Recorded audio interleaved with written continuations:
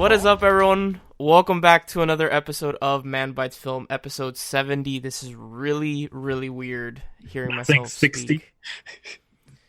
70. Did I say 70? Yeah, you did. Did I say? You did. Oh, okay. It's not Spanish. Yeah, this is You can't confuse it that easily in English. true. No, but I was like, you never know. Maybe I was saying 60 by accident. I'm Brandon, as always. Joining me is it's Geico thing. Is this just make fun of me day? God damn, dude. That's Geico, whatever you want to call him today. Mr. Regime. And then we got the dankest of the danks over there, Mr. Williamphoenix. Good evening. Good evening. Good evening. As always, if you're joining us for the first time or the 70th time, we are a weekly movie podcast where we talk about movie news, we review one movie altogether, and then we review 3 individual movies at the end of the show. So, Geico. I'm going to keep calling you Geico from now on. Take it away, buddy.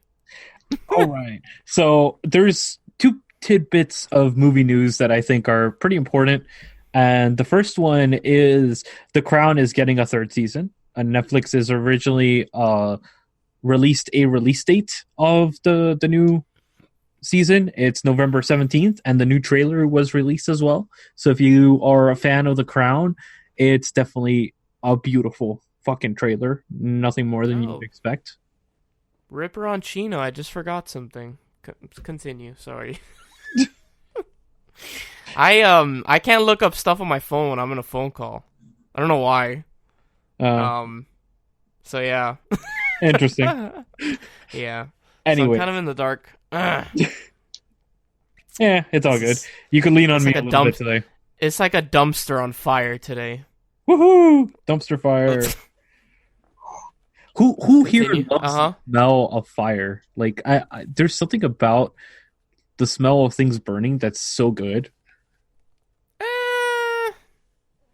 I'm gonna have to give a hard pass on that one. I think. Like, I loved lighting shit on fire when I was a kid, especially like things in trash cans and stuff like that, where the smell concentrates and it bellows up, and that smell is just like it's. I don't know. I'm a weirdo. Whatever. I like the smell of gasoline too. Ew, dude. What the fuck? Hey. Moving on. Anyways. Moving on. Yeah, let's. So, Disney has officially released what they will be working on as part of the Fox merger. Sorry, my day job took over. Fox merger. And they have officially said that they are canceling over 300 films that were slated to be released over the next few years. Those included Mega Man film, Magic the Gathering, The Sims, Assassin's Creed 2. But they will still be making the 4 sequel to James Cameron's Avatar. I would hope so, because it's Disney, bro. They're like, cash cow, baby! Woohoo! Yeah. So, what do you guys think of that? I'm not surprised at all. Pour one out for the dead homies, for all the dead movies, but hey, it is what it is. Well, we know for sure I that apologize for the barking. That's all good. You're going to hear barking on my side, too. Cool. Then they also said that they are going to be continuing future Planet of the Apes films. So there will be more Planet of the Apes films. I haven't seen the third one. Are they rebooting it, or because I thought that after the last one that was going to be it. I think they're going to just continue the story. Like, dude, either there's like a shit ton of Planet of the Apes movies, like old ones, not new ones, of course. Yeah, there's 7. So yeah, there's plenty of stuff they can do. Oh yeah, definitely. There's plenty that they could do, and it's if you've ever seen, have you ever seen the old Planet of the Apes movies besides the original? No, I think I've only what was that? I was saying yes, I've seen more than just the original Planet of the Apes. Yeah, they have I've only ever seen the original. And they kind of lose themselves little by little throughout the years. Honestly, just it diminishes in value a lot after each film. The second one is a very good film, but it's nowhere near the first one, obviously.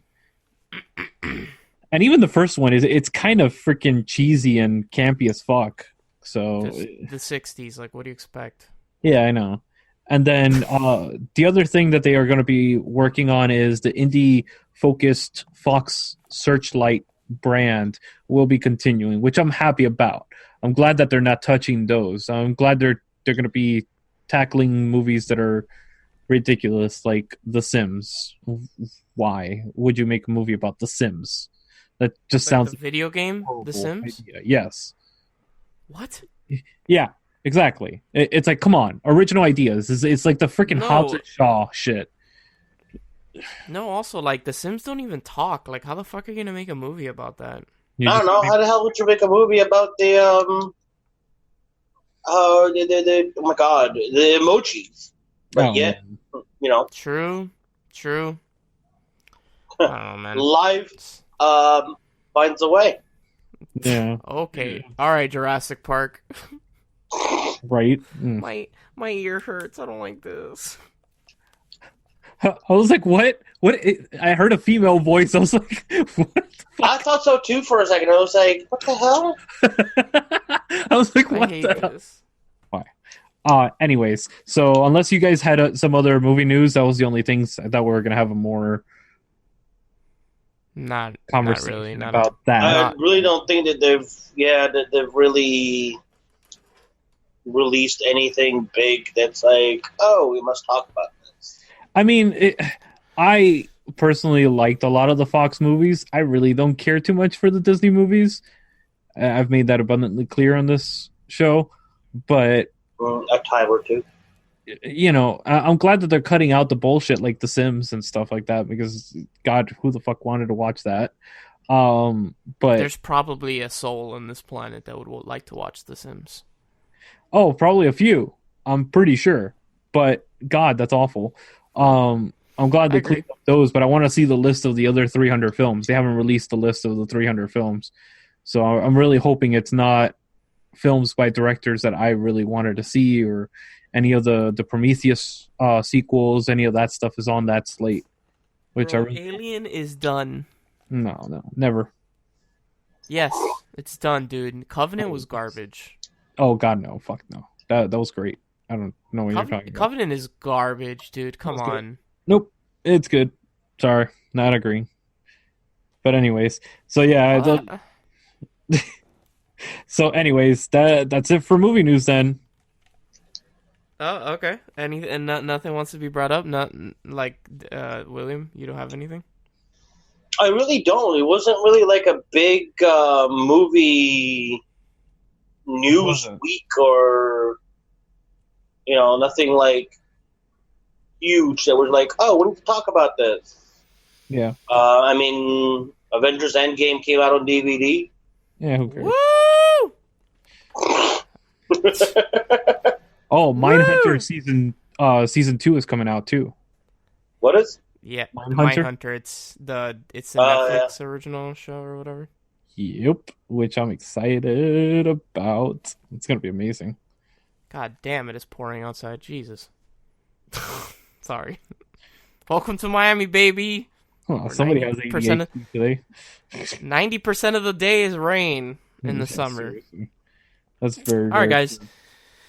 Stay tuned at this quick break when we come at you, not live, never live, with the movie. Sorry, I fucked that up so hard. Our new, not so new. That's the one I was looking for. The movie bucket list. That's the one I was looking for. I got you. See, I even corrected myself. Oh yeah, Invader Zim is coming out this month too on Netflix.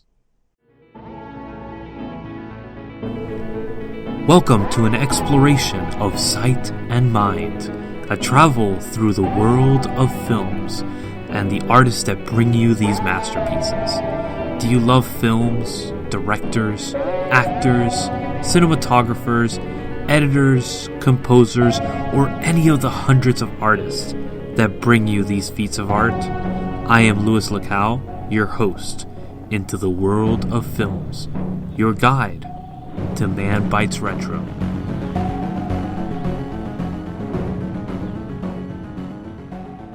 Alright guys, welcome back for our new, not so new segment, the movie bucket list, where William chooses a movie off of these posters he has and he surprises Lewis and I, and we debate or talk about if it should or should not be on this list. So William, what is it this week? Alright, so I think this week is going to be a movie that we may actually split us for once. I personally don't believe that it should belong as a bucket list. And I am talking about The Notebook. Oh, the movie The Notebook? Yeah. I will go right off the bat and say I do not believe that it should be on 100 movies bucket list. It's a good movie. It's a good, I don't even know how you want to romance, but yeah, it's a good romantic movie drama. But I honestly do not believe that it should be on a bucket list. That's like, oh, you need to watch this movie. There's really nothing about it that screams must watch, other than a lot of people have seen. I agree. I do think it's a good movie. I think it's a fine romance drama. It's just there's probably better movies to have on this list than The Notebook. Yo, but Ryan Gosling though, he's dreamy. He's super dreamy. Is Lewis here? Did he die? Yep. No, I'm here. I'm just listening. Oh no, we're just not used to going more than 2 minutes without hearing your voice. Yeah, dude. What the fuck? So, William, you won't put this on the list. Brandon, would you put this on the list? No. I like the movie, but it doesn't deserve to be on a list of the 100, I guess, whatever you want to call it, the 100 movies you should watch before you die, or whatever the fuck we want to call it. So, funny enough, this is on my top 50 of all time. Wow, really? I know. What? Whoa. Yep. That's why I brought it up, and that's why I said this movie may actually split decisions this week. Yes. I know for a fact that it's on your top 50. I'm surprised because I didn't know, and second of all, I'm shocked that you would put The Notebook on that list. Not that I would think you think it's a bad movie, but I didn't think that you put in your top 100, let alone your top 50. I fucking love the cinematography in this film. The scenes, you could literally take any scene from this film and use it as a backdrop or a poster. It's fucking beautiful. It's impeccable. The pacing is on point.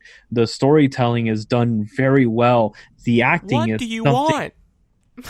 Sorry, what? I really like that scene. The scene, the what do you want scene in the movie. I honestly thought that you were yelling at him for a second. I was like, you're just really having a bad day. Holy crap. Yeah. I love Rachel McAdams. She's fucking gorgeous and she's an amazing actress. And Ryan Gosling and her, just fucking, the chemistry is on point. He's dreamy. Just their chemistry is on point, 100%. It is.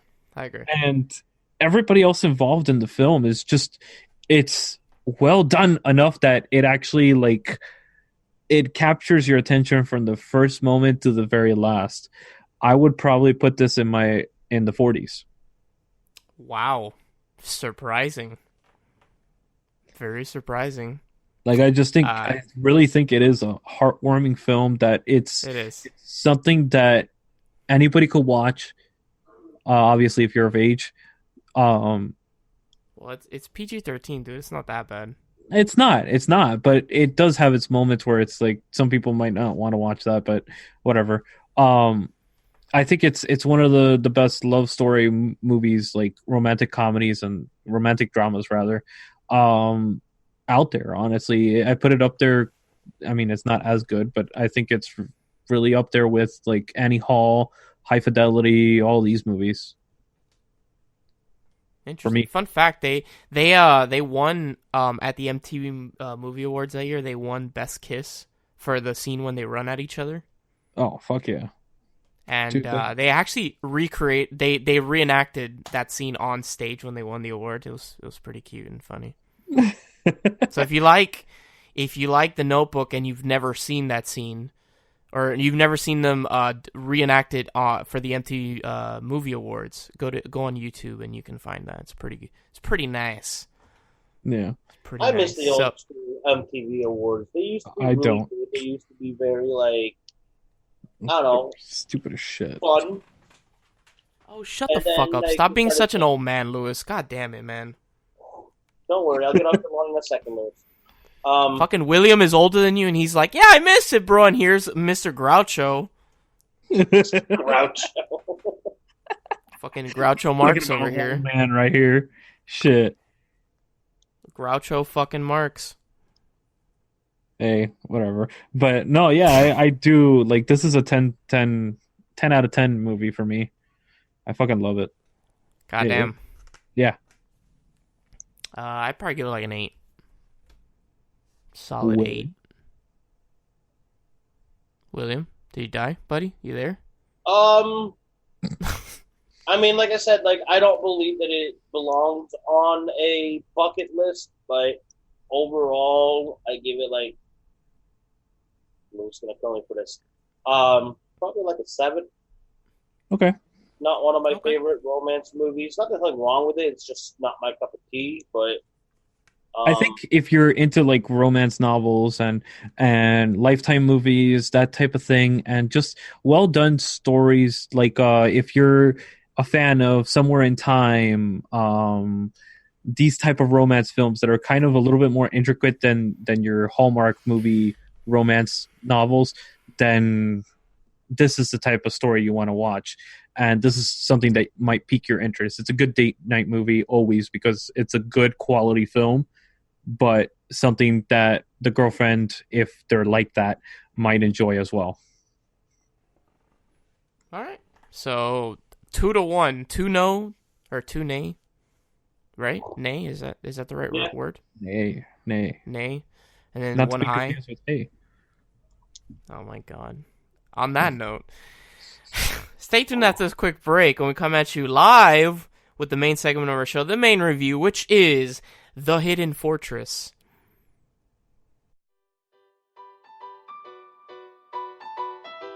Hey you lovely nerds, this is Nisha M, your geek mom, from Diversely Geek. Diversely Geek is a global non-profit that promotes self-acceptance by highlighting the positive message of fandom. We're all fans of something that has affected us for the better. We like to express that love by embracing our inner geeks with you all on our podcast Diversely Geek Discusses. We also have a podcast for any Whovians out there called Doctor Who in Review. We often partner with Manbitesmedia, so you're bound to come across us sooner or later. You can find us all on our podcast platforms as Diversely Geek Discusses and on social media platforms as Diversely Geek. You can also subscribe on our website, diverselygeek.org, where you can find our podcasts, videos, original content, articles, and so much more. And remember, there's some good in this world, Mr. Aslan.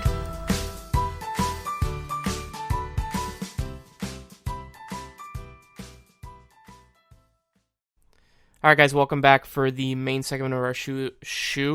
The shoe. It's going to be a shoe this week. I can't even speak properly. Show. Live, as always. Our main review, Thehiddenfortress. Akira Kurosawa's Thehiddenfortress, 1958. Oh, it's yes, back online. And the movie that basically inspired George Lucas to make Star Wars. Yes. I had never seen this movie, that's why I picked it. And I know that was it over? Oh yeah, you said it over the group chat that you were saying that. I see the what is that shit when Kurosawa and Lucas do it, the slide thing, not the slide. Yeah, the transitions. transitions. Thank you. I could see that. I don't see. You were like, oh, even John Williams music. That I don't agree with at all. There's subtle moments throughout the film that not at any point in the film was I like, oh, that sounds like Star Wars. Never. I concur. But not. I'm not talking about like the big musical numbers where everybody remembers these musical numbers. I'm talking about the more subtle music that's in the background. I don't know, man. I've watched Star Wars countless amounts of times in my life. The original Star Wars. Yeah, all of them. And I've never once during that movie was I like, oh, that kind of sounds like what John Williams did. Or like, oh, John Williams was inspired by this. Not, like, there were definitely shots and like, you know, the comparison between Taihei and what's the other guy's name? Masamachi? Oh my god, it's probably super wrong. Yeah, Masamachi. It's something like that. Yeah, I can never say it either. They're basically R2D2 and C3PO. You know, like Leia is the princess, of course. Toshiro Mifune is Obi-Wan. Obi-Wan, yeah. There's no Luke or anything. Obi-Wan and what's his face? And Han. Yeah, they're kind of meshed together. There is no Luke. I guess like Lucas made that like specifically for Star Wars. Correct. He didn't get any inspiration from that, but it's pretty beat for beat, and it's a beautifully shot movie. Oh, dude. Oh my lord. This film, like, I remember watching this when I was a kid. My dad was obsessed with Kurosawa, and my grandfather too, actually. And we actually watched Thehiddenfortress at the Gable Cinema back in the day. Really? Believe it or not. Yeah. This and Ran. We saw both of these on Gable Cinema. I'll say this might be a bit, sorry to interrupt you, this might be a bit controversial. I like this movie more than Ran, however the hell you pronounce it. Yes, I like this movie more. What? Ran is like, it's a good movie. It's just too artsy-fartsy for me. Okay. I can see that. I can't deal with it. Like, there's too much, like, subtle, like, nuances and shit in Ran, and I'm like, just give me, like, a very direct, like, adventure film, which is what Thehiddenfortress is, basically. Yeah. Well, if you like this, then you'll like Sanjuro, Yojimbo, and what the fuck's the other one? I always forget one of them. God damn it. Well, I like Seven Samurai. So, like, would you think that Seven Samurai is like is like this? It is. It's a little bit more epic though, and Rashomon. Sorry. Yeah. Those three films are kind of intertwined together, and they're not connected story wise, but the stories are very similar, I guess you could say. But yeah. Now that you have the Criterion, or that we have the Criterion channel, the streaming service, yes. I'm definitely going to be checking out more of Kurosawa's films, because that's the problem with like old, like classics, quote unquote classics, is that they're hard to come by. If you don't buy them or rent them somehow, they're not streaming on anything. Exactly, and that's what I love about Criterion and Kino Films as well. All these cinema like people that they bring back and they remaster films and stuff like that. This is beautifully remastered. I mean, beautifully. Oh, dude, I was about to bring this up. Like, not. I know, like, we don't usually talk about how like a film looks like quality wise, but yeah, this is a movie from 1958, and it looks like they shot this shit yesterday. Oh yeah, like the up-res, I guess you want to call it, or whatever, however the fuck you call it. The restoration. The restoration, thank you, is like, it's thumbs up, man, whoever did it. It's Criterion. Yeah. I mean, Criterion and Kino, those two films, KINO, film collection groups, they remastered these films, and they make them so beautiful. Like, they clean up each individual cell, and they restore each cell to make sure that there's no loss in quality. Yeah. They find and they piece together like multiple reels find the best ones that aren't messed up. There's no dust on the reels. There's no scratches on it. None of that stuff. So like, are beautifully put together. Another thing that I wanted to bring up was I have a problem with older movies and their pacing. I don't know, like it's just a different time, so the pacing of the film is much different than what we're used to nowadays. Yeah, but it's also Japanese. No, actually, I'm gonna say the complete fucking opposite today. I never once felt that the pacing in this movie is like slow. Second, really? Okay. Yeah. Second, usually Japanese media has weird pacing, including anime, coming from the weeb, the you know the weeb of the group. Anime at times has weird pacing because I guess it's Japanese. They have different pacing. You know, like the way that they pace their shows is, or whatever their media is much different than what we're used to. Yeah. But I never once felt that this movie was slow, even though it came out in 1958, and I never once felt that it was slow, even if it was Japanese and their pacing is like different than American pacing of film. Fun I don't fact, know if you Kurosawa disagree. was actually he was not renowned in Japan for his films because they were considered so Western that they weren't Japanese quote unquote films. Interesting. Huh. Because a lot of his films were pulled from John Ford and all these guys. Yeah. Like these Western directors. I would say the slowest scene of the entire movie, in my opinion, I think it's dragged on a little bit too much, is when Mifune's character, Makabe, right? Is that his name? I forgot. Yes, Makabe. Yeah, when he duels the other guy. Oh, I loved it. No, it's a beautiful scene, but I'm saying I felt like it was dragged on a little bit too much. You get me? Yeah, I do. William, you've been quiet. Yeah. Well, no, because I mean, like, I know that he's been looking forward to talk about it and whatnot, so I was just, like, giving him his time. No, you're good. I mean, I grew up on foreign movies. I went in thinking, oh, great, like, you know, like when you do something over and over and over and over, right? And then you're like, after a while, you just like, well, you get over it. Yeah. I went in going, okay, I had never seen this one before.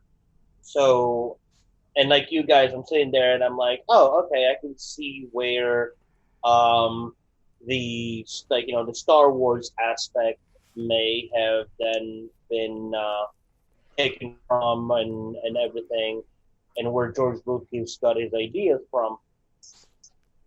I enjoyed it. Like you were saying, like the pacing was good, so there was never really a having to wait. You know what I mean? Like a lot of, like you said, like a lot of foreign movies will sit there and they will give you so much exposition because they feel like you have to get as much exposition as you possibly can. Yeah. But I enjoyed this. I liked, you know, there was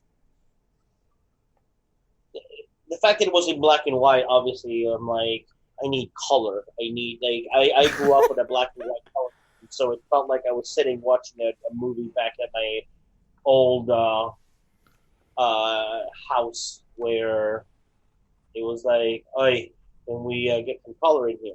But to be in the year that it was shot and how it was shot, like the fighting scenes, the fighting choreography are like amazing. When he takes on the general with like the spears, like the spear battle, I mean, lightsaber anyone, but actually, I didn't even think about that. That's so on point. Yeah. That's literally the duel between Obi-Wan and Darth Vader. Yep. Wow, I didn't even put that together. Interesting. But I mean, I really enjoyed it. I really liked it. I would definitely recommend it. Yeah, it's and the scene when she gets on the cover of the movie, or like what they have as the thumbnail on Criterion Channel, like the princess with the stick over her head. Yeah, I fucking love it. When she does that in the mountain, and Yep. like you just see like the valley below her, I was like, my God, this is incredible. It's just, man. I Yeah, love go on. the Toshiro Mifune reveal scene where he's up at the top of the mountain and he's Yeah. just staring at them and they're like, "Oh crap, somebody's gonna steal our gold!" And he just sits down in the fire and just starts eating. And they're like, "What the fuck is this guy doing? Yeah. Is he here to kill us or is he just fucking with us?" And it's so great. Like, just I love Mifune's character. It adds that comedic relief to the film. Just Yeah. his motions, his facial expressions are hilarious. Dude, he did 16 movies with Kurosawa. Oh yeah, yeah, and every single one is fucking great. I mean, like his character in Seven Samurai is the most memorable out of all of them. And you're talking about Seven Samurai had 6 of the top actors in Japanese cinema back then, and Yeah. he just completely overshadowed them. The- 100%. There's a couple things I noticed in the movie, and this is just me nitpicking, and it's probably because it was made. Well, one of them is not nitpicking. At the beginning of the movie, when both of them are like walking and they come across that the soldier that gets stabbed, arguably the most violent scene in the movie. Yeah. When the guy gets stabbed and you see him like cough up blood and then he falls over. Yeah. He gets hit by a horse. I don't know if you notice. I didn't notice that. No. Yeah, a horse literally hits him.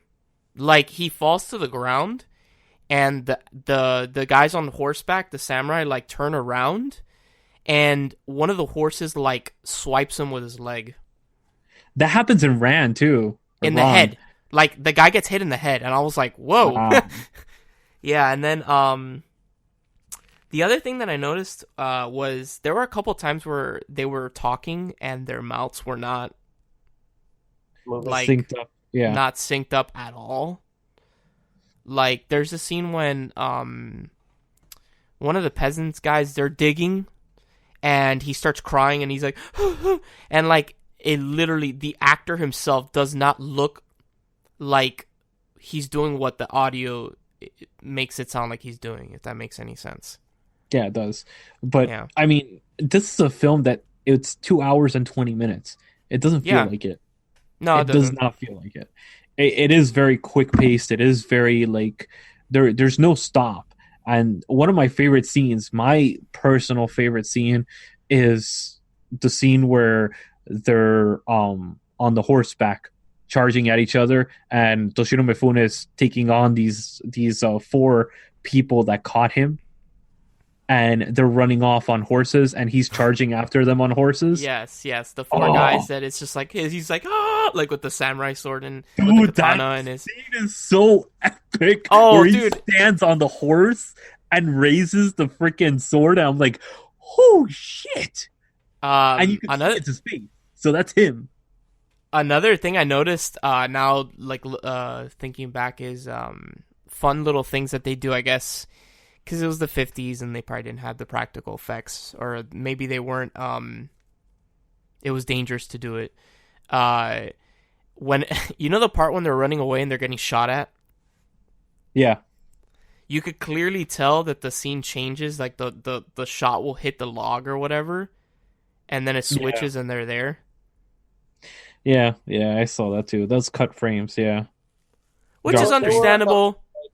Sound editing issues that I noticed. Like But one also of them, remember, like it's when restored. you said like they're running away and they're like they tell the general, come with us, and he, the moment he runs off, there's 2 guys up top on the right hand side, and they both have guns. Now, at the time, he didn't have like semi-automatic or like quick, what's we call it, Yeah, it was. multi. But yeah. like, there's only 2 of them with 2 guns. But if you listen to the shots being fired, there's a lot more than just like 2 shots being fired, and it's like I kind of like 5 or 6, and I was like, huh, okay. But again, I mean, It's stupid little shit that you nitpick that you're like, huh, that's interesting, but it doesn't diminish from the movie, in my opinion, at all. I agree. Like, I love Kurosawa films. Kurosawa is probably, if I had to pick a favorite foreign director, Kurosawa is definitely him. He has the widest collection of films that I really really enjoy. This is one of them. It's one of my lesser enjoyable films of his, honestly. I I prefer Ron is definitely my favorite. Seven Samurai followed by and Dreams. Throne of Blood is fucking amazing, and so is Redbeard. That's oh dude. Those two films are just incredible. And if you want to watch like something contemporary of his, which is not like feudal society Japan, which is pretty much his bread and butter. Yeah. Aikido is incredible too. That's the one with the guy that he's like dying or something. That's the one. Yeah. That he has terminal cancer. Yeah. Yes, that's the one. So it's kind of introspective, and you could tell that it's based off of somebody that he knows, because it's very personable, and it's actually written by him. It's one of the few that are written by him, and also it's the only one of his films that are not shot with wide angle lenses, which is very interesting. Most of his films are shot like super wide angle and stuff like that, and this is one of the very few that are not. Okay. So go ahead. I love his sweeping shots, like his like epic sequences where you see all the action going on in the background and foreground, and he does this thing where he kind of places the main action right off center from in the foreground, and then he has all this stuff going on in the background that is important to the story as well. It's so fascinating seeing that. Love it. Yeah, it was a really good movie. Huh? No, I was just saying it was a really good movie, but yeah, you were saying, William, sorry. I think the downside of watching these beautiful movies in black and white is that I feel like a lot of the cinematography gets lost in the lack of color, and really? I wish it's black and white, and there's some it just looks like on some of the shots there's like these beautiful even like on the hills and whatnot. I can only imagine seeing it in color. Yeah, how much it would even render more to the movie, and obviously then it becomes down to that debate of should it be colored in and no how it would look. Hell no, dude. Leave it as no. I've seen movies that are colored in and they are not. Ugh, they look weird. Yeah, no, they were better off just left alone. Yeah. Like if you want to watch a colored a film that's in color of his, watch Ron. It's beautiful. Like have you guys ever watched like those have you ever seen like the I Love Lucy episodes in color? Yeah. They look so fucking weird, dude. Like so weird. It's so off-putting. You're like, what the hell? It just doesn't look natural when they color in a scene. It just doesn't look natural. But so I'm gonna give Thehiddenfortress a 9 out of 10. I think it's a fantastic foreign film. It's a fantastic film in general, and it's a lot of fun. I think it's a really fun adventure film, and I think it has aged beautifully, like fine wine. Like a fine wine. Like a fine wine. And if you're a fan of Star Wars and you want to see where George Lucas got his inspiration from, then check it out. Agreed. I would give it a 9 out of 10 for me as well. Definitely. Nice. Awesome. William? I'll give it a good 9 out of 10. Hey, 999. Sorry. 999. I did 9 see that coming. Wrong language. This is Japanese we're talking about. Sorry. Nani? For one, that I've had my share of foreign films and having to sit there and not understand the language at all. and basically have to like speed read the captions while I'm trying to watch the movie, it still held my attention. I still enjoyed it. So, yeah. Awesome. That's awesome. Yep. So it gets the Manbitesfilm seal of approval. Definitely go check out Thehiddenfortress if you've never seen it.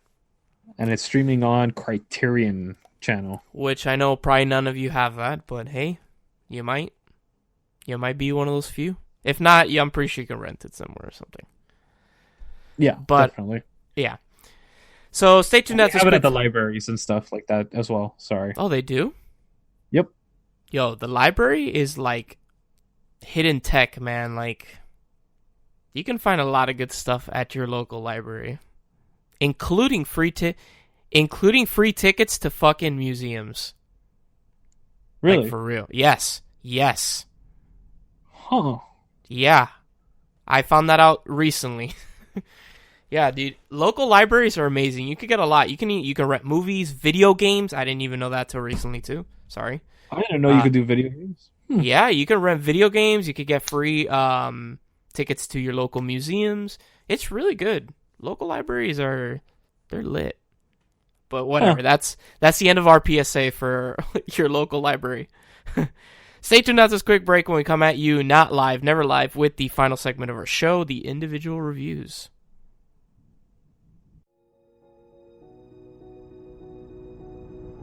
As the songs of awakening rang through, the world was created. The silence was broken. Middle-earth, with its rolling hills, broken mountains, flowing rivers, and beautiful forest, was created. Cellar Door is a journey into the mythology, the mystery, and the beauty of Middle-earth. Sit back. Close your eyes. And imagine.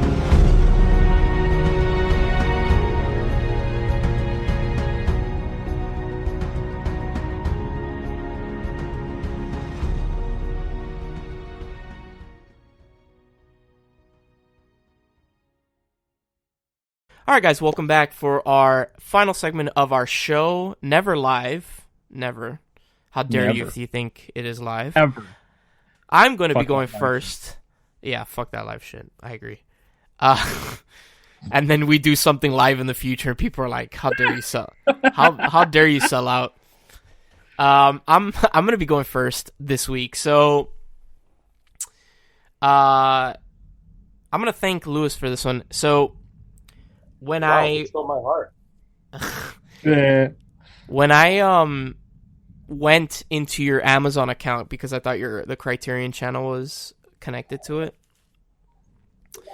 and you were like, no, it's not. I was like, oh shit. I started looking around your Amazon Prime, and I had forgotten that your HBO was linked to it.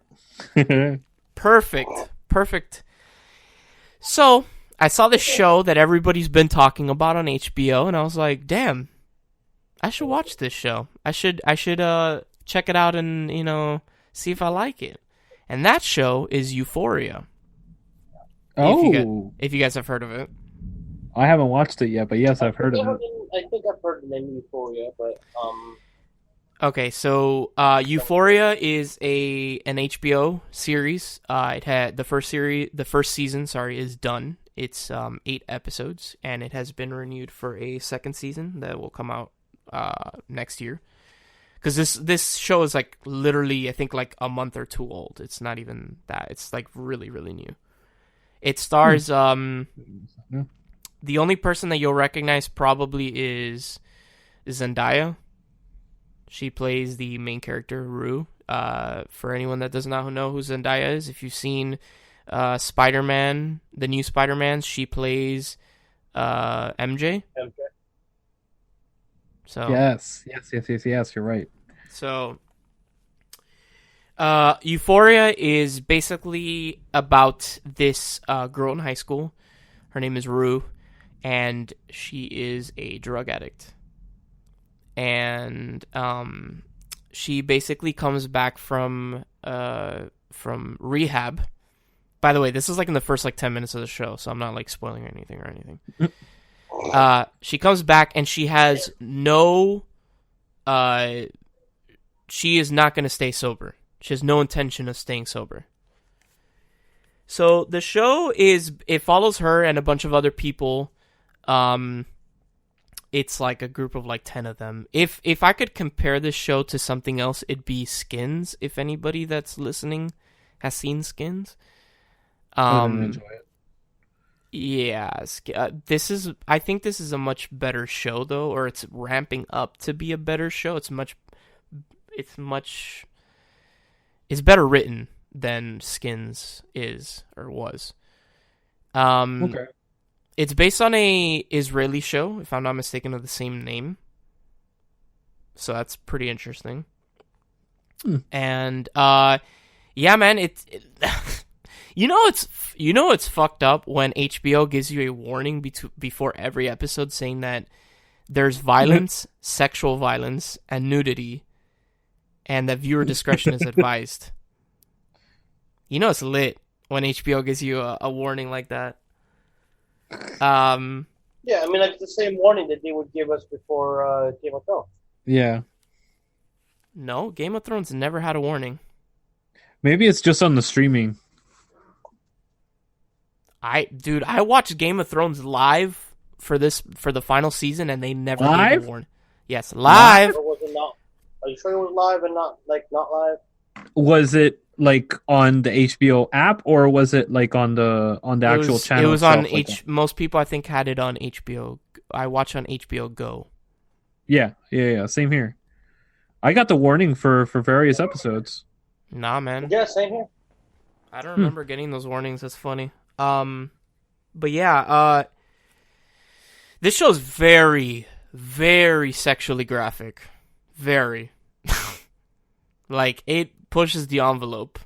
There's definitely a couple of scenes where I was like, whoa. Like, I thought it wasn't possible to show, like, a penis erect on TV like that. They do it. They do it a couple times. I didn't think that was like, like, right? Like, do you guys? Is that like? I think it's like syndicated TV. You can't put it, but if it's like a streaming network, I don't see why not. But dude, I've never seen on any show that I've watched on Netflix, Amazon, HBO. Yeah, you get your graphic sex scenes, but I've never seen a dick that's hard. And I was like, whoa. I can't think it was hard, but I know on the new season of Glow, you definitely get full frontal male nudity. Yeah, no. Yeah, dude, but it's not like erect though. Yeah, no. There's a scene in the show where there's literally 30 dicks on screen. Not hard. They're like flaccid. They're flaccid. But yeah, like I was like, wow, that's a lot of penis on screen right now. But other than that, I think the show's really good. It's a show that ironically takes itself very seriously, but then there are moments when it does not. And I think it knows when to cut the tension, and it does it properly instead of just like this. Wow, that was a big thunder. Yeah, jeez, I heard that. Yeah, you heard that. Yeah, instead of it being forced, like they cut the tension and it never feels forced. You're like, oh, okay, cool, that's funny. All right, like I enjoyed that, whatever. And it hits on some like hard hitting like issues that are more realistic, I guess, because it's a show on HBO, so they can push the envelope with certain things, like teen pregnancy, being trans. Having an addiction problem, wanting to die, basically, like having a very nihilistic approach to life and sexual violence and stuff like that, but done in like an okay way, because there are other shows that have sexual violence in it where I'm like, ugh. Like 13 Reasons Why. Fuck that show. Which show? 13 Reasons Why, the one on Netflix, the one where the girl. No, I said Game of Thrones, not 13 Reasons Why. No, I said 13 Reasons Why. Oh, okay. Yeah, I said 13 Reasons Why. Fun fact about that show. Really random tidbit. Did you know that Netflix is editing out the scene where she kills herself. Oh, Yep. really? That's kind of the whole impact of the. Yeah. I mean, I could see why they would, but it's like. Yeah, they're editing it out, so now it's just gonna be like they're gonna show the parents finding her dead in the bathtub instead of like you actually seeing her like slit her wrists. But yeah, back to Euphoria. Everyone's acting is like super on point. Really hard hitting issues that are, I personally think, done in a very tongue in cheek, but also really serious manner when it needs to be serious. I was completely like hooked from the first episode. I watched the show in 2 days.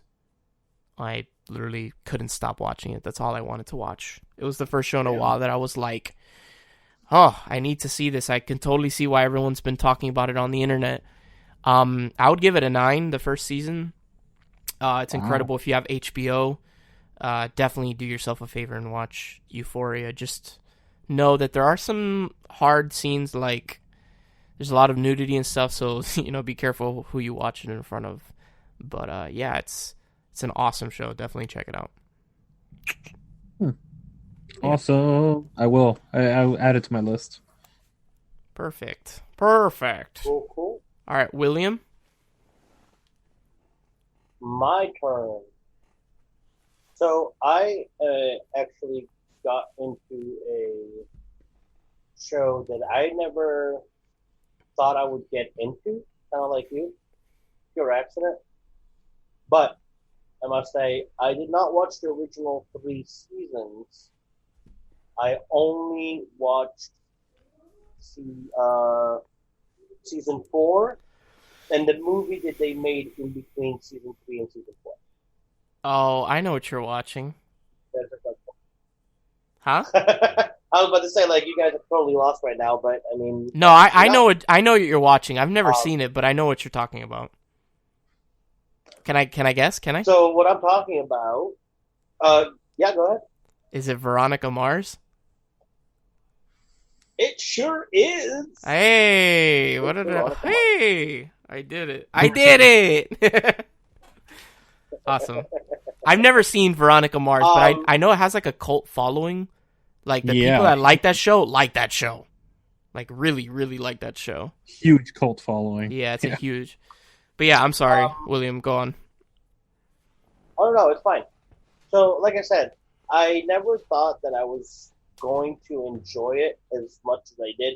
The only reason why I enjoyed it is because my girlfriend asked if we still have HBO, which through a friend of mine I'm able to have. But I was like, yeah, sure. And we were gonna watch the Romanovs actually. And then when I realized I had it and we were able to watch it, we ended up watching the movie that came out in 2014, which I was not aware was actually a movie that was made and raised because it was kind of like a GoFundMe. Yep. It was paid for by the fans, Yes. for the fans. Mm-hmm. It's one of the first ones. Yeah. And it was the cast is really good. I mean, obviously they have like the original cast that came back, but by the same token, they also have like guest appearances, like guest star appearances and everything. They have like Jamie Lee Curtis makes a cameo, and I mean, last I checked, Jamie Lee Curtis is not exactly cheap. I actually saw an interview with her recently with Kristen Bell, right? That's yeah. Her? Okay. She was talking about the movie that since it was paid for by the fans or backed by the fans, that the movie is just straight like fan service. Like literally, the director was like, "We're gonna do everything that the fans want in this movie." That's what I've heard too. Yeah, and then I mean, it worked because at the end of the day, they gave the fans what they wanted, and they managed to get season 4 out. No, yeah, it's. I mean, I've heard it's. Yeah, it definitely worked.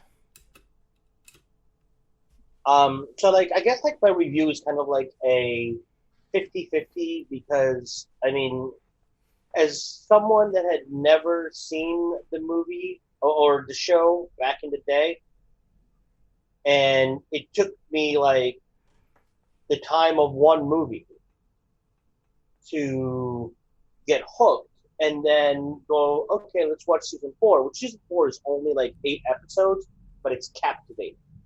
And it's that's very the one well on done, Hulu, and right? still, like, it's on Hulu. Yeah, okay. The thing is, because they don't know if there's a season 5 coming, they close it, but still are able to leave it where if they want to do a season 5, they still can, which was great. Obviously, my girlfriend was into it a lot more because, it's kind of like when we watch a nostalgia movie and somebody's sitting there going, I have no idea who these people are. I mean, yeah, she would explain who they were, but by the same token, like I said, like, we watched, like, the first 4 episodes, and then we watched 2 more episodes. By the time that I knew we were watching the last 2, I literally came home from work. I'm like, are we ready? Let's do this. Like, I want to see how this ends. I want to see what happens. I want to see. And we did. We watched the movie and all 8 episodes in the span of, like, 2.5 days. Damn. So, and like you guys said, there's definitely some fan service if you've seen the show before, but you don't have to have watched season 1, 2, and 3 to like pick up either where the movie, like the movie helps, but even if you were to pick up like season 4, it makes for a good standalone season as well because there's really not like characters that come back that were from the original season. There's enough exposition to where you're like, oh, okay, they had a love interest back then, or oh, okay, they went to school together, or and I liked it because it made it more enjoyable for me instead of sitting there going, I don't know who these people are. I am bored out of my mind. I want this to end because I want to go back to like killing Nazis. You want to kill some Nazis?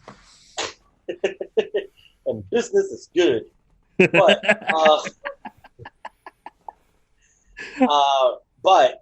so I seriously enjoy it. If you guys have never seen it, check it out. I give it a solid like probably 9 out of 10. Damn. So you got the Veronica Mars bug, bro. Now you're part of the cult following. I mean, like, no, because I'm not gonna go out and watch the first 3 seasons. But I mean, if they come out with season 5, I will definitely be, there going, oh, okay, that's cool. Like, this is how much of a cult following that show has. When it was gonna be canceled on CW or whatever fucking channel it was on, people literally got planes to fly over the place where they were filming, and they had banners saying "Save Veronica Mars." Yep. That's how much people like that show. And not only that, it has its own convention. It's a convention just for Veronica Mars. It's so crazy, dude. It's like, what the fuck? I've never. That insane. is one of those hit shows that has made it way past. Yeah.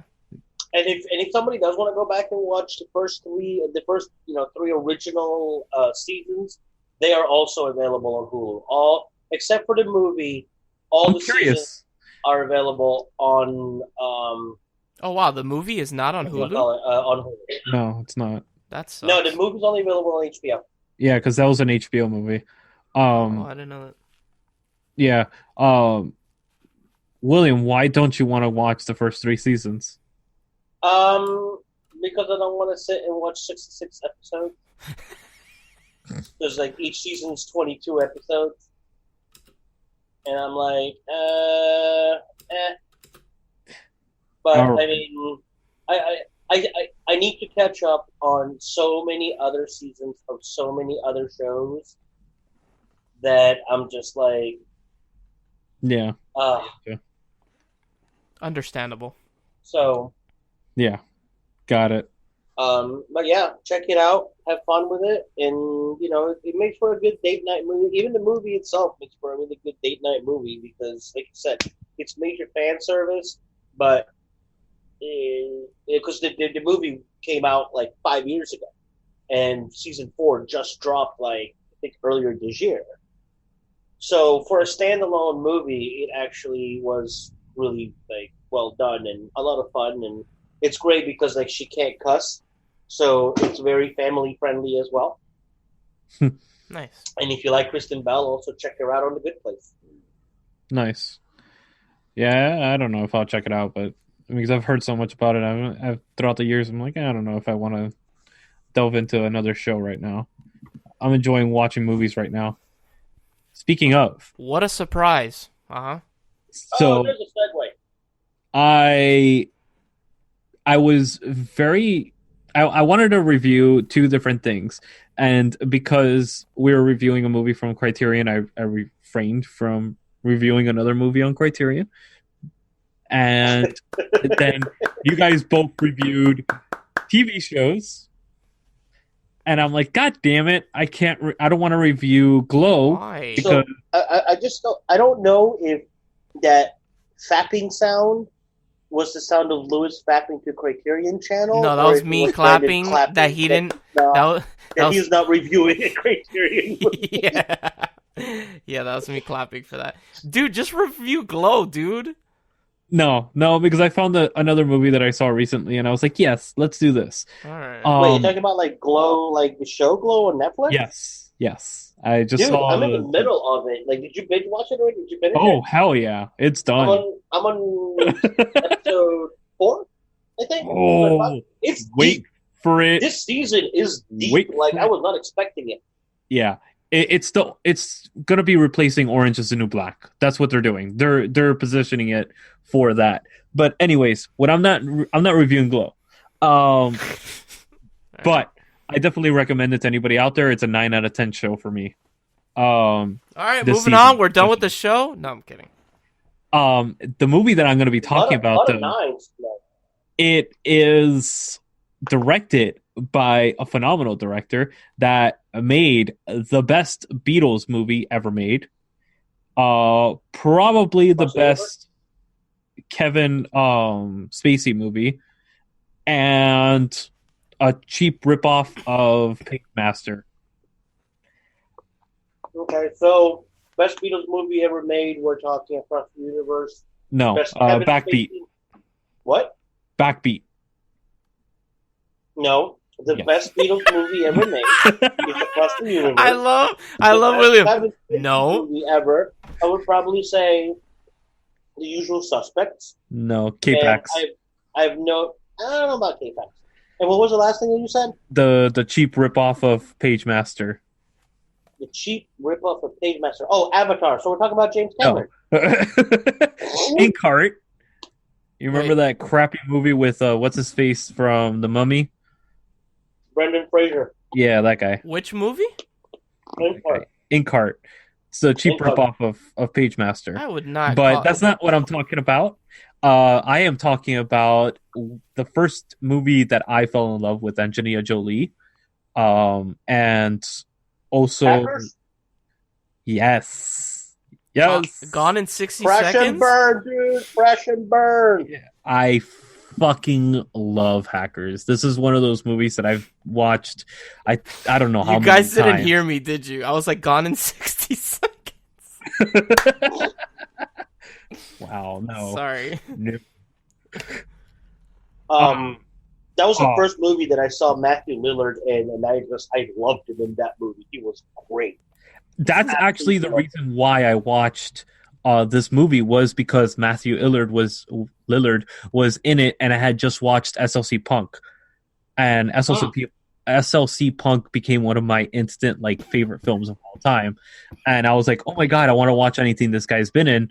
And I found Hackers, and I was like, oh my god, this is fucking awesome. His character in this film is just so great. So anybody out there that doesn't know what Hackers is, If you've never met Matthew, he's one of the nicest guys you'll ever meet. Just he's for the a record. fucking sweetheart. Yeah. Hackers is basically a 1995 film, and this was hacking when hacking wasn't just you could go on a computer, any computer, and everybody had one. and hack into whatever you wanted. No, this was random people, very rich people had computers, or it was like a place of business that had a computer, and you could hack into anything because there was no protection on anything. You could hack through telephones because you could actually just grab the telephone thing and actually hotwire it to hack into computers and stuff like that. This was pre-internet being a commercial thing all over the place, and everybody had it. It's such a great. It's Hey, first. chill with that. Hacking, yeah, it was probably easy back then, but you needed to know what you were doing. It's not like somebody could just pick up a phone and be like, "I am a hacker man now." No. You needed to know programming and shit like that. You needed to know programming and stuff like that. But if you knew computers, then you would know that. I am the hacker. No. The hacker? Yo, you want to see a trick? Ready? Control, Alt, Delete. No, you want to see a trick? Alt F4, see what happens. Sorry, don't do that. Alt F4. What happens with Alt F4? That closes any window. Go find out. Yeah. Don't tell him. Let him find out. I already said it. I don't know if you heard me. Yeah, I did. I heard you. Oh man. So this is just, it's a fun kind of like heist movie. It's cyberpunk-ish, and it's such a great fun film. I really do enjoy it. It's streaming on Amazon Prime, and I just love the cast is amazing. For back then they were like considered no names. But the cast, I mean, even just Angelina Jolie and Matthew Lillard aside. There is Renly Santiago. He ended up in what was that? Gangster's Paradise came out of it. What is it? Dangerous Minds. Yes, that's right. You have Mark Anthony, which he's, a singer. Lawrence Mason. Penn Jillette is in this movie for crying out loud. Yeah. Penn Jillette. But what I recently found out in the past year or so is the kid that plays Crash, right? Like the main character. Yeah. Is Johnny Lee Miller. Johnny Lee Miller, and he looks very different now. But Johnny Lee Miller, other than Trainspotting, was Sherlock Holmes in the show Elementary. Huh. I didn't know that. Yeah, and I recently found out, and I was like, wait, what? And then he was also in Dark Shadows. But like Sherlock Holmes was like his big like comeback. He was in Aeon Flux. He did like a whole bunch of pictures. But I was like completely blown away when I was like, wait, he's Sherlock in Elementary. He looks nothing like him. But yeah, thank you. That's funny.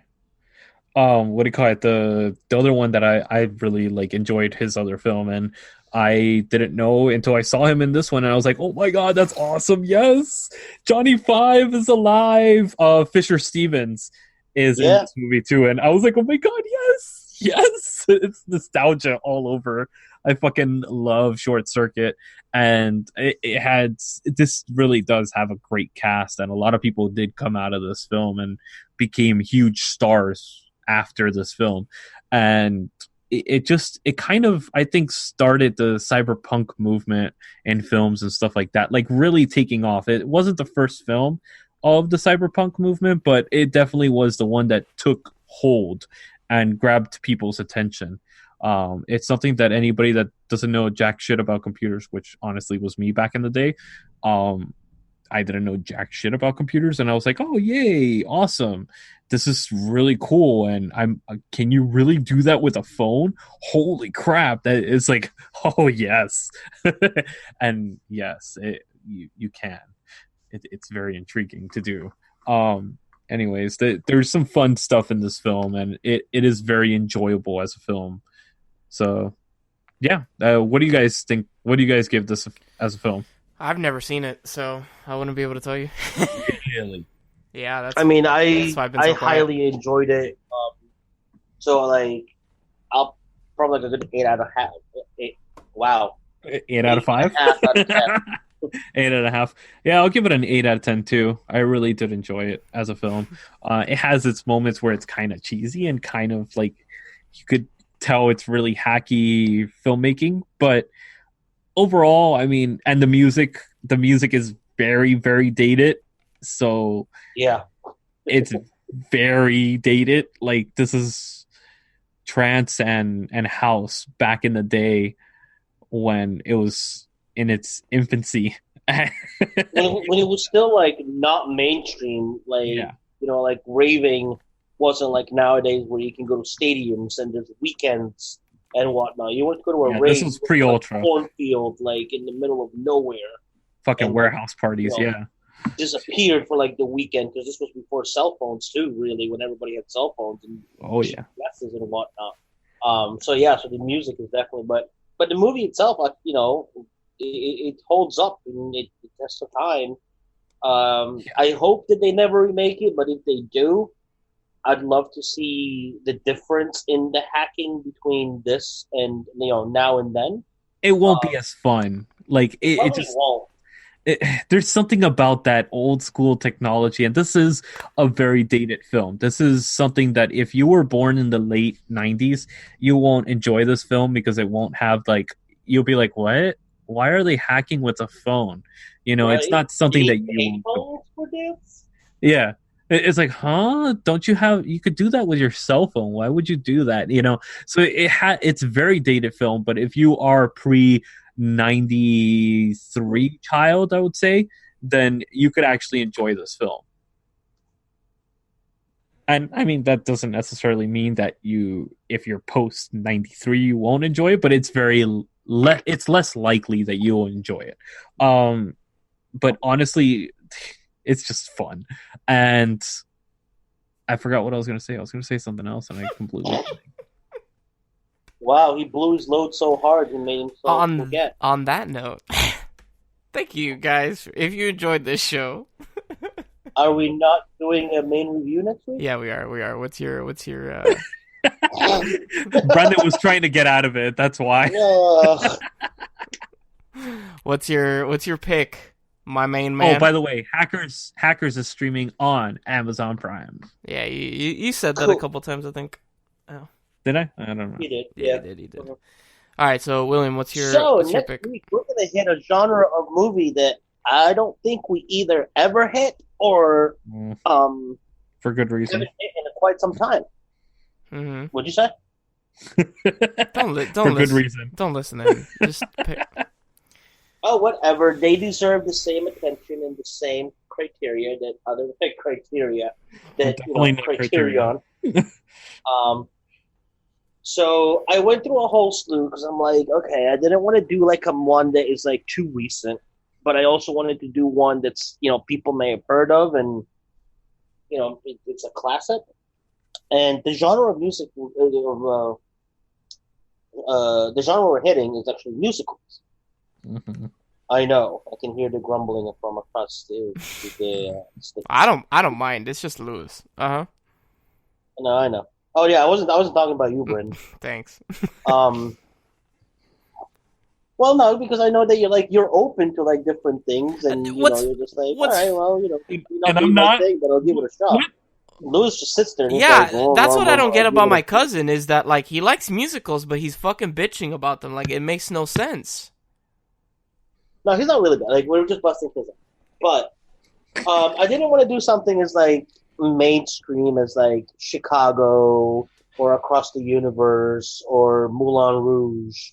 Oh, thank God. Huh? Nothing. No. Say it. I didn't say anything. I don't know what you're talking about. Just pick the fucking movie.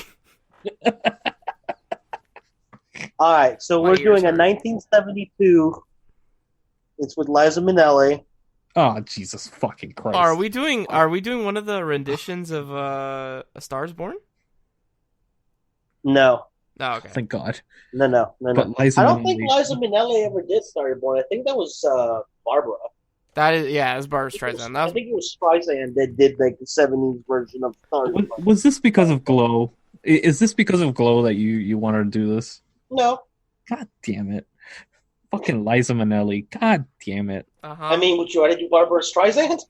Oh, no. Liza Okay, Minnelli, then. please. So take your Liza Minnelli and like it. Okay, what movie is it? We're doing Cabaret. Oh, What is this streaming on? It's on Netflix. Oh, it's on Netflix? Okay, gotcha. All right, perfect. Yes. fuck my... So for next I week, cannot wait till next week now. so next week we're gonna be reviewing Cabaret. Hey, Lewis, remember when you made us watch all those movies that me and Brandon were like, what the hell are you making us watch? Yeah, this is part of your karma. Remember, I choose the movie next week. That's fine. And I'm just going to try and find the longest Barbara Streisand musical there is, and I'll pick that the next time around. Maybe I'll do Yentl. Maybe I'll just do, like, Barbara's Best Hits. An hour and a half of nothing but Streisand. Oh my god. If you enjoyed our show, visit manbitesfilm.com, diverselygeek.org, and also, if you're a fan of Narcotic Casserole, John, our lovely friend, now he's on all our stuff. He's in our stuff. Whatever the hell that means. He's in our stuff. You and your stuff. Dude, it's for the listener to, imagine what that stuff is. Yummy. Yummy. Thank you, Geico. Brandon. Thank you, William. Mr. Brandon. I'm going to say it for the third time now. I am Brandon, and we will see you guys on the next episode of Man by Film. Just in case you didn't catch it the first time. It's Brandon. We're doing musicals. Fuck my life. Cabaret, cabaret, cabaret.